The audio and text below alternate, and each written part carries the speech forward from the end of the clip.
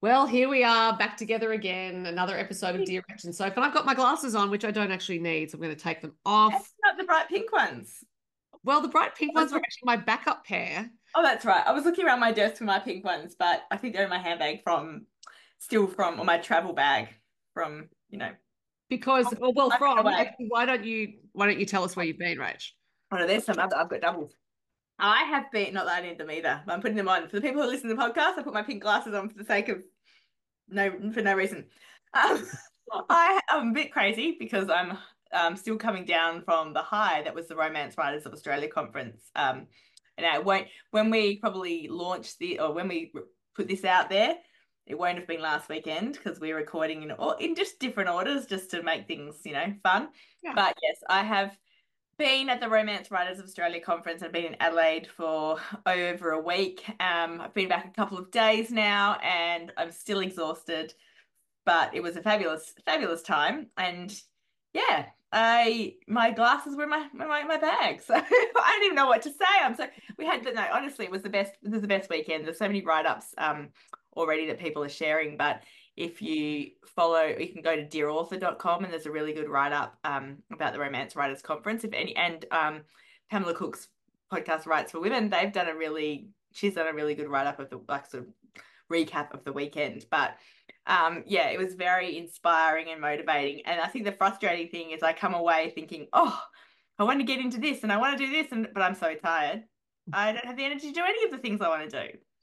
And also, you do a lot of stuff already, but part of what I think is great about you as a person and a writer, and the reason why you continue to be a very popular writer who writes great books, is because you have what we would call in yoga beginner mind, which is that I you don't mind. approach everything with this aspect of not thinking you know everything already, Oh, that you can learn new things. And definitely. I know you have craft books that you order, so you're never the writer who thinks, you know what, I've had all these successful books. I just know what I'm doing. I'm just going to Oh, keep doing. definitely not. I never, and I think, you know what? I feel like no writer, well, I don't know any writers who I admire and read and enjoy their stuff that thinks they know it all. I think the minute you think you know it all, well, it's probably time to give up. But like we listened to Christina and Lauren, who are duo over the weekend of the conference, Christina and Lauren, and also Elena Johnson, who is a very, very successful romance author. And, all of them were like, each time they start a new book, they think, I have no idea what I'm doing, and each book is slightly different. But so there was also some really good points in there that I was thinking, oh, I need to make my next book better because I learned this from them and stuff. So I think, yeah, we are continually learning and hopefully making our books better and challenging ourselves, like to do things differently each time. I feel like I've written a lot of real romances and I'm kind of itching to do something. I've done a little bit different with the women's fiction and the rom-coms and stuff, but I'm really itching to try something, quite different, whether it be in the structure of the novel I do or adding some mystery or crime, or supernatural elements. I just feel like I want to keep, challenging my writing muscles. And I think that actually beautifully leads us to the subject of our chat, which is ambition. This is something I suggested to you that we Which I talked didn't about. mean to lead in because we haven't heard about your week and everything. Well, that's quite okay because I'm not going to artificially take us away from that now because I think you have brought us to the point of talking about ambition. And I wanted to talk about it because in my publishing life, I talk about it when I'm giving talks to writers, which I do semi-regularly. I'm about to do it later in the year. Well, actually, when is it? Go 7th of September, actually. Oh my By gosh. the time this Can't believe airs, it's already September almost. I'll be talking to the Emerging Writers Festival again. I talk about pitching books, well, actually writing a pitch. And in that talk, I usually mention that writers should be ambitious because what I tend to see is there's this one could call it an ego-based need. Now that sounds like I'm condemning people, but I'm not. This is just a boldly stated fact. Ego-based need for recognition, Yeah. which is tell me I'm a wonderful writer, but that doesn't necessarily get married with ambition, if that makes Mm. sense. So when they are together, when ego-based need and ambition meet each other, then you can often get some momentum going. And an ego-based need is perfectly normal, I should say. We all have an ego. We should all have an integrated ego. That's just about who we are as ourselves. And the people who are, you can say, are egotistical, it's often because they're insecure in their ego needs. But and I'm not a psychologist or a psychiatrist. So yeah, just what I heard. But it's more that, you know, ambition seems to be a dirty word. I think it's a dirty word for Australians because of the tall poppy syndrome. It's particularly a dirty word for women because when you are a girl, little girl, you are not trained to have ambition the way little boys are. And that's something that's existed for a very long time. I think it's subconscious on the part of adults who put it on. I was saying, do you think it's slowly changing? Very slowly. No, I mean, I was thinking about it driving the car today, Rach, because I knew we were going to record this. And I was reflecting on the fact that really the first person in popular culture who was first woman who was baldly ambitious was Madonna. As far as I can tell. She had a tour, Blonde Ambition. She had to state it really plainly. And she has been shellacked from the very start of her career, partly, if not mainly, for being ambitious. A lot of people are like, she can't sing, she's this, that, and the other. I actually think it's irrelevant whether you think she can sing or not. She can sing, but it's irrelevant whether you think she can sing, because Madonna is a project, right? She is an evolving project. She has always made herself and her music and her performance the project. She is actually a living work of art in many ways, whether you like her music, whether you approve of her or not. Madonna is a constantly evolving, ambitious work of art. She's still going. When she accepted the Women in Music Billboard Award, I think it was called, a few years ago, she said, the most controversial thing I've ever done is to stick around. That's ambitious as well on her part, to keep going, to be in our culture. Yeah. I'm writing some notes down because I was thinking, like, what would you say ambition in terms of being a writer actually is? Like, what? My personal ambition is to get better with every single book. So better is in your craft and your books get better. Yeah, that's right. So that's because I believe readers deserve it. So I am ambitious to give readers a better story than they had the last time around. If they think that my previous book was the best book I've ever written, then I want to. That's not really that's not ego at all, really. You know, it's wanting to give other people a better product. Yeah, but I guess where it's married to ego is that I want to satisfy myself as well, that I've made something good. Like, I think I should make something good. I don't think that I'm here to not do that. So what do you think? Because I'm thinking, like, when you ask a woman or a writer, particular female writer, like, are you ambitious? Like, on one level, I would say I'm very ambitious, but in other levels, like in other ways, I would say I'm not ambitious. Because to me, I hear a lot of, so I've just come back from the Romance Writers Conference, as we've said. Putting it out there for anyone who doesn't know, I am traditionally published, and there's also a lot of people I know who are indie published. And one thing I see, and I probably might get shot for saying this, but I've talked a bit about this with a lot of my traditionally published friends and my indie published friends. One difference I see often in the trad and the indie world is the ambition. Right. And the ambition is to make money in the indie world. Like, a lot of them are like, I saw a comment on Facebook after our conference that said, it was a great conference, love this, but it would be really great if we could have more sessions on how to make bank. And by bank, I mean bank, bank, bank in capital letters. And I'm thinking, that's not why I do this. You know what I mean? Like, my ambition is to longevity, like you said, like Madonna, to keep evolving and to keep being able to do this. But to me, like, being successful, obviously, I guess success and sales go hand in hand to an extent. So if you're ambitious to write good books, you're probably ambitious. And if you want to keep your career going, well, you need sales, you know, kind of thing.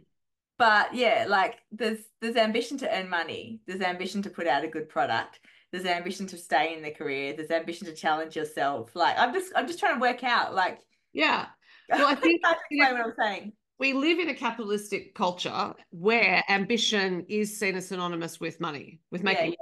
So it could be that the authors who want to make bank, that's because they believe that is the signifier of success. So therefore they've achieved their ambition if they make bank.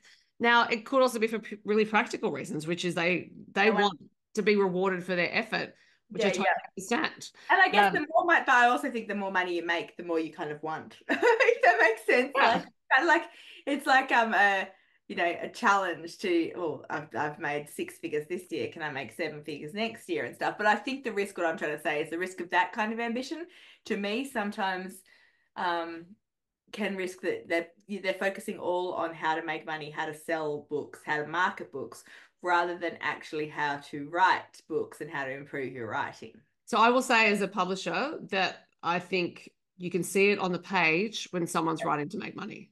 Yeah, Do you interesting. think it affects the writing? Because, and so this is where language can get quite limiting because I'm going to use the term grasping. Now, it could be seen as grasping to want money. I don't mean that pejoratively. And so this is a Yeah. perception. So a woman who says she's ambitious can be seen as too grasping. It's often said of women, oh, she's grasping, she's this, that, and the other. But the grasping to hold on to money as the goal or the ambition when you're writing has this effect on the writing itself, and it's Yeah. technically not something I can point to, but you can see it's almost like there's this cynical exercise that's going on of what do I have to put on this page so that I can Make get to this point where money. I'm making money. Now I'm speaking as a middle class person, so this is also a perspective I need to bring to it, is that I am not someone who desperately needs to make money at the moment Yeah, because yeah. I have a full-time job and it's my decision to keep working full-time while I'm writing. That's because, as we've discussed in the past, I have some intergenerational Yeah, lingering yeah. stuff related to money. And as I said that this is my full-time job and the only income I get personally. I'm married, so I have a husband who also earns a reasonable living, but we need both of our income. So I do need to make bank. But that is not like, to me, in terms of ambition. When I think about ambition, I don't think, oh, I want to, be able to afford $1 billion, Yeah.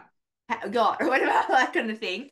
To me, I think of, I want sort of professional, I suppose, what's the word, reinforcement. Like, it would be great um to sell, like, to hit lists, Mm-hmm. to have readers in different countries and stuff, because that to me is more important than actually money, if you know what I mean. Like, but I mean, in some ways, my ambition is to grow and grow here in Australia. I would love, there's, you and I are probably what we'd say mid-list authors. Would you say that, or a bit higher than mid-list? I don't know. Yeah, in terms of so you can explain that more, but obviously there's a few authors in the country who are, they're selling a lot more than us. Let's say Trent Dalton, Jane Harper, Leanne Moriarty, And right? also, I'm going to stop you there in terms of Yeah. the list description. They're writing in different genres. Mm, So true. it But really I'm saying, depends on like, what genre you're writing in. I would like, yeah, my ambition is in terms of, I would like to, people to recognize my books and to read them and to really respect what I do as a writer. And obviously, when you get to that stage, you are making money, but my priority thing is not about money, if that makes sense. Yeah. Yeah. Yeah, and earning money is a byproduct of creating a great book, and that's also why it is important to focus on writing the great Yeah. book rather than writing the book that you think is going to make bank. If that makes sense. Yeah, totally. And I guess everyone, it doesn't matter what you do. Like, some people might, that's what they want to do. And there's a readership out there. And that their ambition is, I want to make bank and I want to be a, seven-figure author kind of. Mm. But then, yeah, so that's what it's kind of just get, like, what actually type of ambition are we, talking about? Why do you think you're ambitious? And yeah. Yeah, but also if we remember, Elizabeth Gilbert said that she really recommended not putting the financial burden on Yeah, your creative output. She didn't leave her day job in inverted commas until Eat, Pray, Love and made a lot of money. yeah, So I think and going back to that sense I have of, you can see it on the page, if you load up the writing with the burden of also making bank, it can affect the writing quite badly. yeah, yeah. I think that's a good way of putting it. Yeah. So, So yeah, so ambition, I think it's also ambitions that we can't really define. It's just this general sense of oh, I'm ambitious, but also I've realized that I'm claiming it because I think for a long time I felt like, oh no, I can't say that. And that's the tall poppy syndrome thing. Australians aren't meant to yeah, want yeah. to shine. They're not they're not meant to want to stand out. All those elements in our culture that say if you stand out, unless you're on the Australian cricket team or the Olympic team, or if it's like sport related, by all means stand out, or if you're Hugh Jackman or Kate Blanchett, stand out. But anything else is a bit unseemly. And there's that whole, and this is related to the cultural cringe. I think we've discussed this before, where it's like, oh, this little tiny country, don't get above yourselves, culturally speaking. So there's a lot that informs it, and we grow up with it, and it's so in our sediment that it's quite hard to unearth it, really. Like, you're kind of digging around down there thinking, what do I actually want as a writer? What am I trying to do? What do I need? What's going to work best for me as an author so that I can deliver stories to readers that they're going to love? Because for me, that actually is the overwhelming ambition, is I really want to put something out into the world that makes people happy, that brings joy. Do you need ambition? Do you think you need ambition to have sort of work discipline and, like, if you don't really care, well, you're not ambitious. Like, I'm just trying to unpack this in my head. And also listeners, viewers, we are doing this on the fly. This is like a general topic that I gave to Rach. We had no discussion beforehand about what this is going to mean. I do think you need ambition in order to apply yourself, because even if you're just ambitious to get to the deadline, some form of ambition. And I do think it's worth spending time considering what your ambition is. I think a lot of people involved in creative fields lie to themselves about ambition. Well, about what they want, and also about being ambitious full stop. I think they just say, oh, I just want to be a great artist or whatever it is. It doesn't matter to me. It doesn't matter to me if anyone sees my work. Of course it matters to you. If you're putting things out into the public, it matters to you that people see your work. So there's that also, what I've talked about in the past, the difference between writing that should be for yourself and writing that is for the public. Yeah. I thought maybe we should define ambition, since we're talking about it. Right. You go ahead.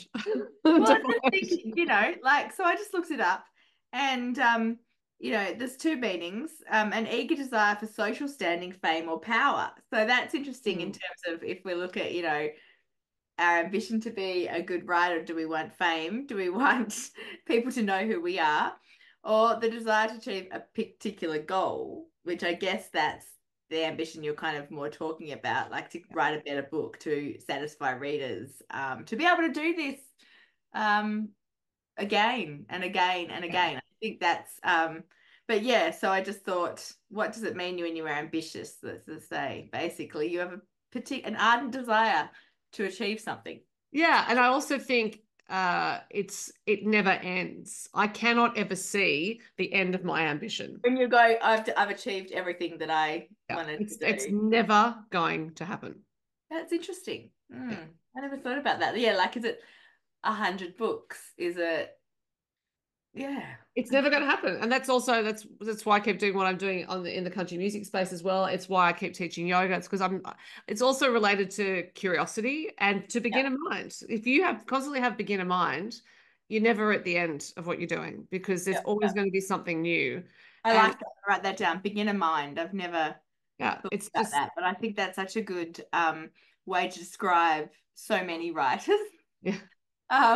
Well, also, as you said, it's all the writers you admire and want to read more of are the ones who have it. So I think that's an interesting distinction that you may unconsciously, which is that the ones you're gravitating towards are the ones who have that attitude.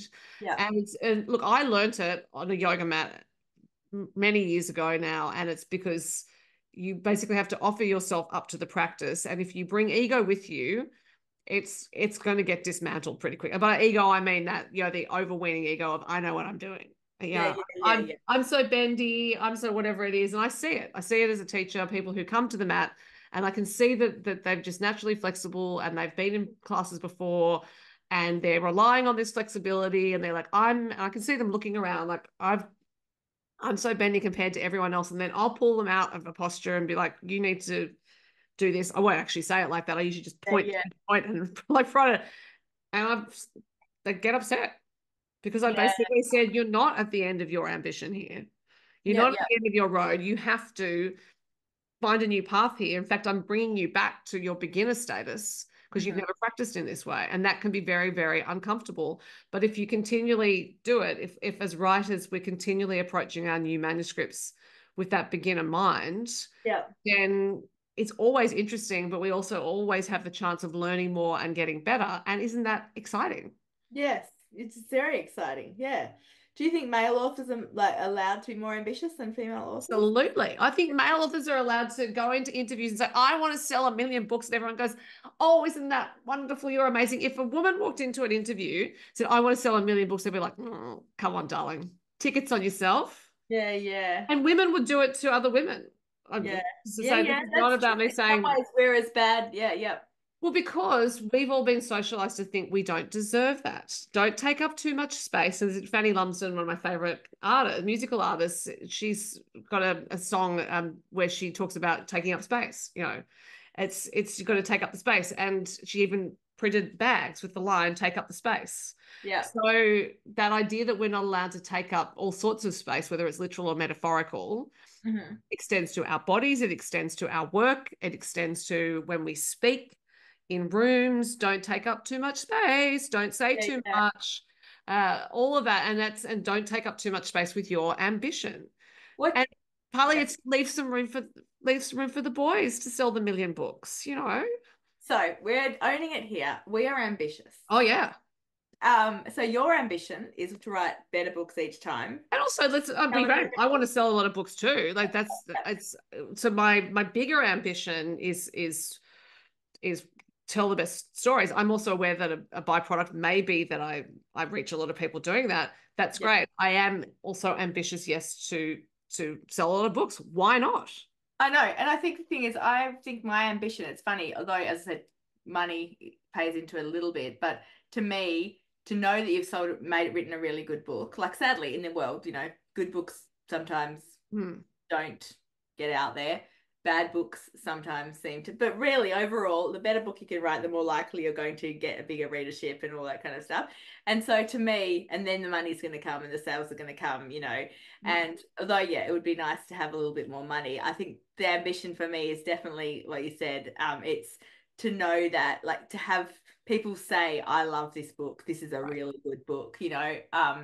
And yeah, often people will ask me, like I got asked the other night in an event, what's your favorite book you've written? And my new answer for this is well, what's your favorite book of yours? And my new answer is I haven't written it yet Right. because I feel like every single time I want to write a better book. Yeah. And so hopefully that will be the favorite one. And yeah, I do think that the outside sort of like reinforcement's the wrong word. I messed up my words, but yeah, endorsement or kind of like having more and more people read my books and know about them. That's the kind of ambition, yeah, that I have, I suppose. And to do that, you look at it and you go, well, how do I be ambitious? And it's like I need to put out a certain amount of books until I get to a certain stage where then I could maybe, you know, but those books that I put out have to be good books. So Yeah. it's that sort of balance between, churning books out and maybe yeah, I don't know Yeah. if I'm making any sense. So let's look at our fave Nora Roberts, for Yeah, example. So Nora, prolific. She's very. tapping away. She's chain smoking. I presume she's still chain smoking. I think she is. So, you could look at her and say, well, hasn't she sold enough books? Yeah, Yeah. but Hasn't she done enough? but also she just loves it. She genuinely loves what she does. And she genuinely feels, because I have heard her speak and, she genuinely also feels that writing is a part of her. And I can kind of relate to that. Like people will go to me, like again on this event the other night, what's the best part of being writing? I was on a panel with Tim Ayliffe, Reese Gard, and Victoria Perman. All of us are kind of at different levels in our or parts of our journey. Reese has just released his first book. Victoria and I have written 20 plus books and Tim has written 5. But we all so we're all asked, what do you like best about writing? And it's interesting, the ones of us who are doing or worse about writing, those of us who have been doing it longer, were less sort of gushy about I just love being in my manuscript and I just love being with my characters and it's so fun to write. And we were a bit more like, oh, it's hard. And sometimes we like having written rather than, the actual process of writing. But the interesting thing is I'm getting right back to Nora Roberts and how the fact that she I think she just has to write. Like she would probably die at her computer, even though she could easily. And well, that's what I want to die too. BJ Daniels on the weekend now. I think she said that she wants to die at her computer, and I love that idea as an author. I want to die at my computer. I don't want to stop doing this. But yeah, like Nora Roberts could easily retire, and I think well, financially, she could retire. Success-wise, she could retire. We had this discussion about retirement, on last season. And there's writers in Australia who have had such success with, between 1 and 5 books, so they could easily never write one again and be financially secure, you know, forever. But I think the thing about writing is, and I've realized this in the last, I haven't written a book. I haven't written a book. I haven't written I haven't been writing on a project for a few weeks now because I finished like my structural edits on The Bad Bridesmaid, and then I had like a week or so before I went to Adelaide where as I probably mentioned before, I was the events manager for Romance Writers Australia, so there was a lot of stuff to go, to do about that. And then I haven't written anything while I've been away in Adelaide. I'm starting to get a little bit antsy about that. Whereas I think I've just realized I haven't had much of a gap between books for a while. But this sort of gap is probably the longest that I have had where I'm not actually, because usually like I've started writing one book when I'm editing another. So I'm not in any, and I feel weird about that. And I'm starting to almost like reading is becoming more difficult. Like I pick up stuff and I'm like keep just getting distracted and stuff. And I think what I'm saying is people like Nora Roberts and possibly me, I don't know, other people, but it's just who you are. It's part of who you are. And yes, you can be ambitious. I'm sure like Nora Roberts is definitely someone who is ambitious and always, wanted to sell more books, and she's got bookshops and other business and things like that. But I think you also have to have that internal like you can't not be, if that makes sense. Which is where we come to come back to that idea of what do I have to do to make bank? Like tell us how to make bank. It's like if it's just for that, if that itch that is going to be scratched, it's quite hard to sustain it, because you've got to keep really, the itch is what it's about, I think is what we're coming to. Is I don't have that feeling of I want to do this. Yeah, do like writing. I guess I find it kind of odd, and everyone's different, but I do find that there's two types of ambition that I see in the writing world. And one is to write better books and, try and grow your readership, because that in turn is sort of showing that you write books that people, and then the other one seems just to be about making money, and that makes me uneasy in that sort of which is stupid though, because if I was say, some other careers, probably that would be, it's okay to say, I want to make billions of dollars, like I don't know. I'm trying to say most people would want to find some fulfillment from the work they do. I think that's it. It's like there's not just the stated ambition of I just want to make lots of money. Okay, here's the question. These questions I've heard these hypotheticals. I'm trying to get it right. So you can write a book. Did we talk about this before? Right. Anyway, if you could choose between writing a book that everyone will, know about and love, but you won't get, much money for it, but it'll be remembered, long after you die, it'll be on the school list, or writing, one book that doesn't really, people don't love and stuff, but it just happens to be like, it's not a great book, basically. That's the thing. It's not a great book, but it makes bank. Which do you prefer? Do you want the money, or do you want to be known for a book that was good? I mean, I'd rather write a great book. Usually it goes hand in hand, but I'd rather write a great book and contribute beauty to the world, really. I mean, this is actually a line I put in my current novel, about where I have a character called Joan who talks about how she just wants to put beauty into the world, because what else is there? And I do think that's part of it. What else are we here for if it's not to try to make life better for ourselves, better for other people, put beauty into the world, try to contribute to the body of life that goes on in a positive way? Because the alternative is that we either do nothing, which is apathy, And Yeah. that I think has a natural negative momentum, or we put something negative out there. So I was like, what are you going to choose here? Yeah. To take action, which is positive, or to be positive, and write as an extension of trying to be positive, or create art as an extension of being positive, or negative. For me, there's just no choice. I don't want to leave this world worse than the way I found it. Yeah. Yeah. No, I love that. And that's the thing I think that I find the most rewarding about writing is when you do get those emails from people that have said that your book has changed their life or that you've helped them through a dark time and stuff.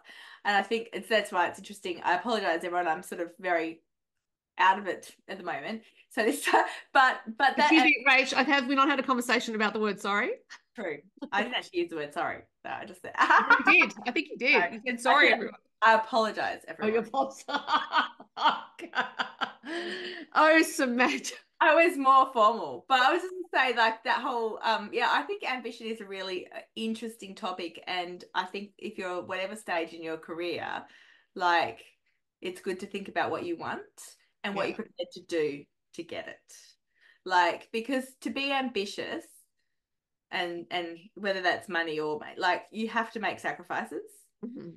And you have to put in a lot of hard work. So I want to know, like, do you feel that you've made sacrifices to get where you are?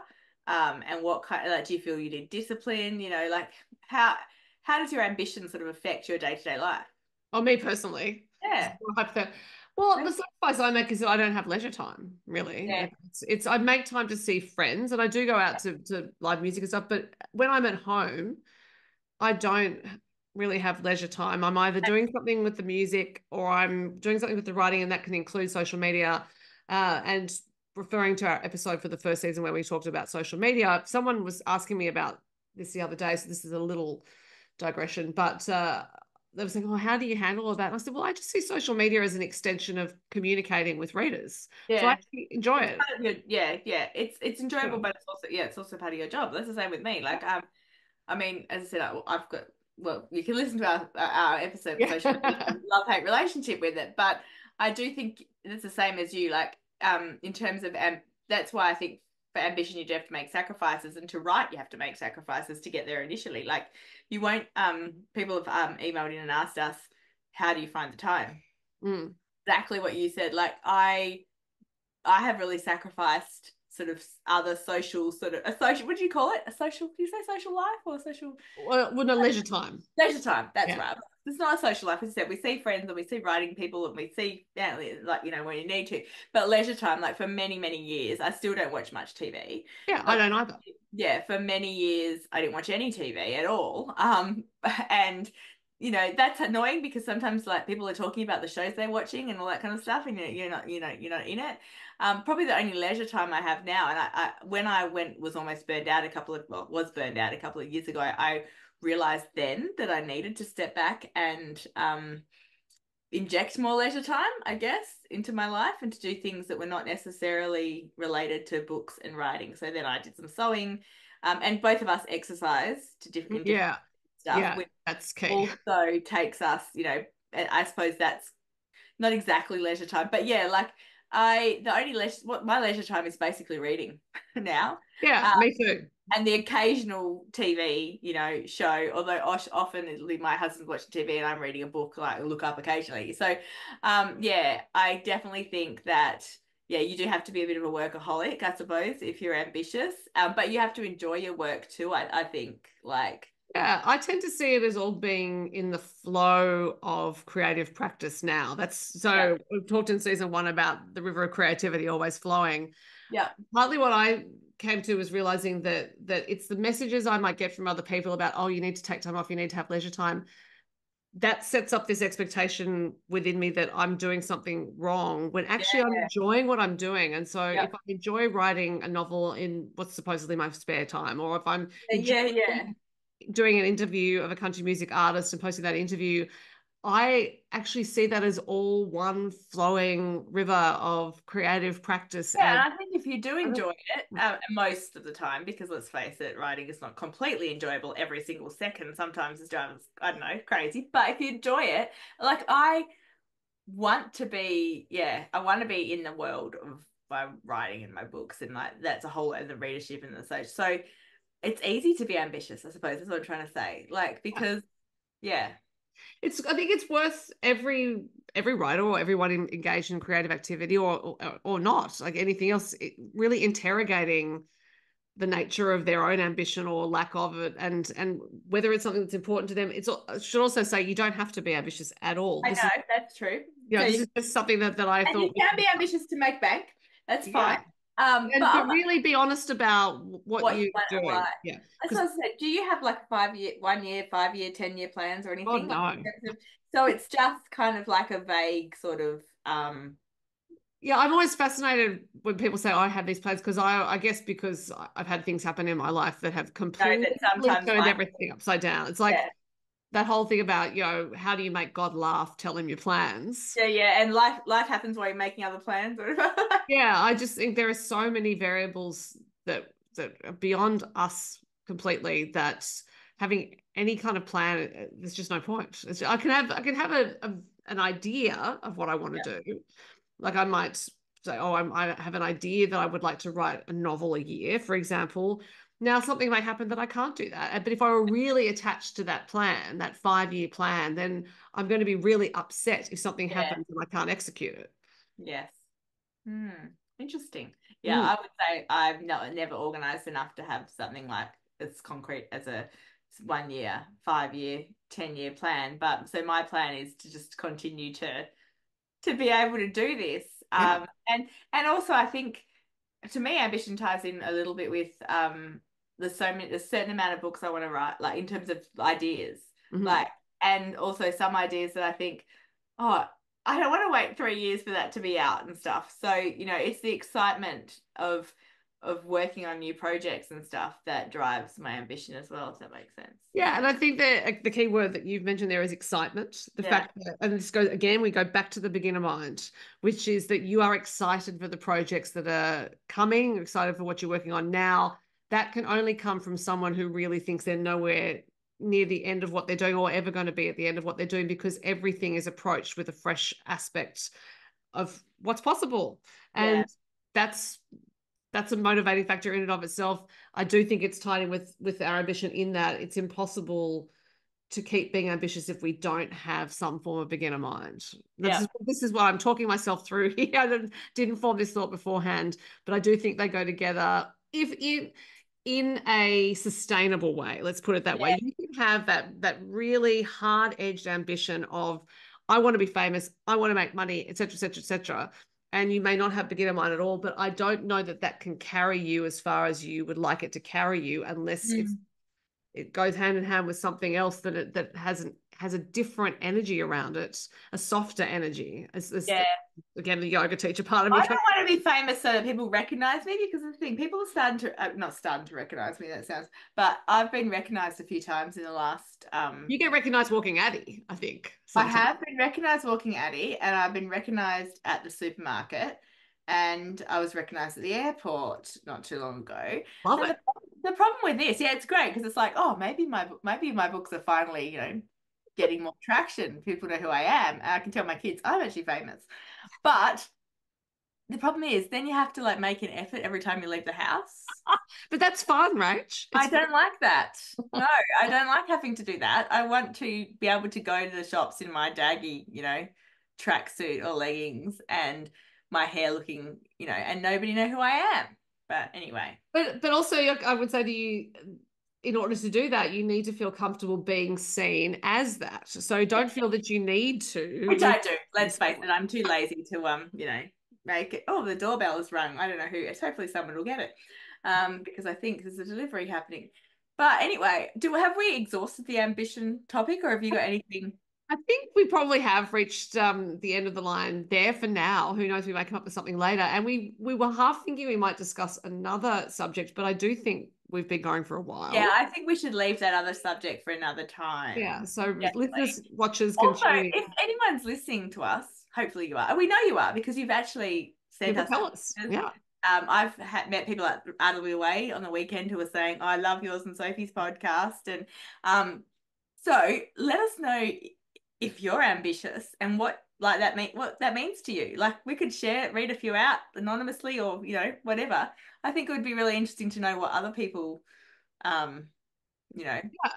Two think in part terms of two ambition. part request there. Let us know about the ambition, but also let us know your favorite Madonna song.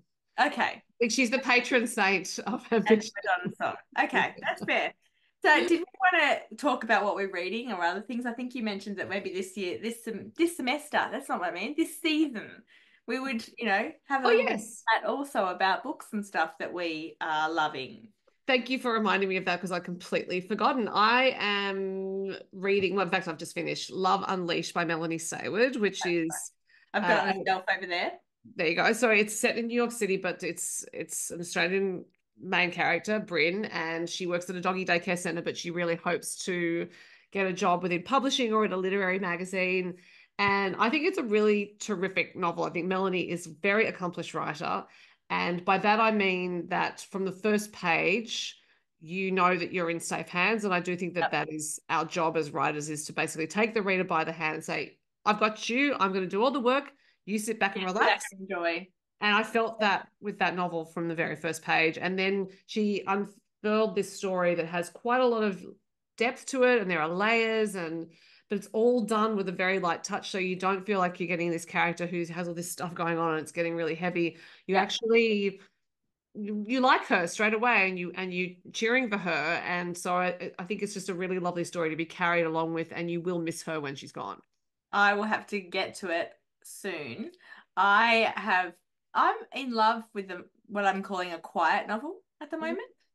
I don't think I've mentioned it on the podcast yet, but like I read Laurie Colwin, who's uh I don't know if she's still alive. She's a writer who's been around a long time, and one of my favorite authors has often um I'm just looking for the actual book that I read. It's called Family Happiness. I've got a not a good the cover on my Goodreads there where I was looking, and it's literally about this woman and her marriage and her like nothing really happens, but it's compelling.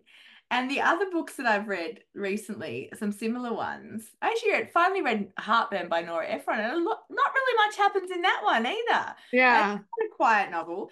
And another book which I really loved, which is a couple, David Nichols, You Are Here. So he's the one the fame like the author who wrote One Day, which Mhm. I haven't actually read, even though millions of people said I should.